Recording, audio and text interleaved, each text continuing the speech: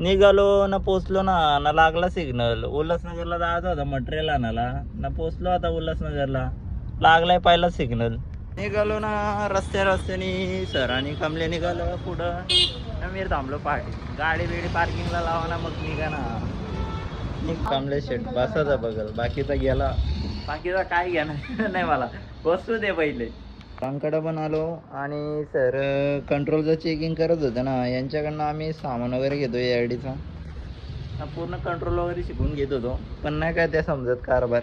केला माझ्याकडे काम, लिस्ट सांगायचा, लिस्ट घेतली आणि सांगत बसतो सामान काय काय पाहिजे तो, आणि काका करतात चेकिंग. थांब बोलतायत जरा वेट कर. चला घेतला सामान ना, निघलो ना घरी जायला.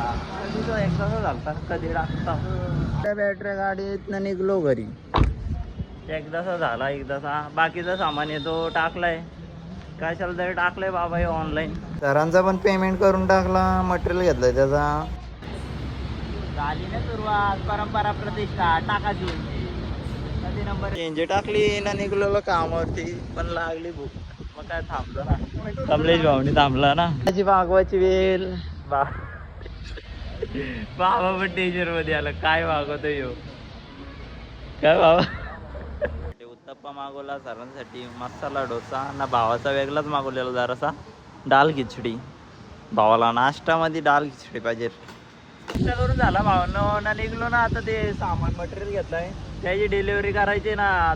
चला आता जातो, तो डिलिव्हरी करतो ना, भेटतो आता उद्याच्या ब्लॉग मध्ये.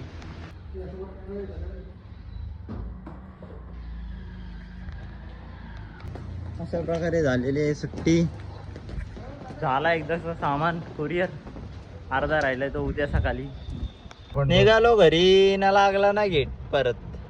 तेवढं कुठला नेरलचा गेट होता वाटते, तोच लागला ना. नको आणलंय रे, एकदा जाऊ दे घरी, तर टाइम झाला तरी काय घरी जायचं नाव नाही घेत. पण स्वतःचा बिझनेस खतरनाक कारभार आहे, आता समजला.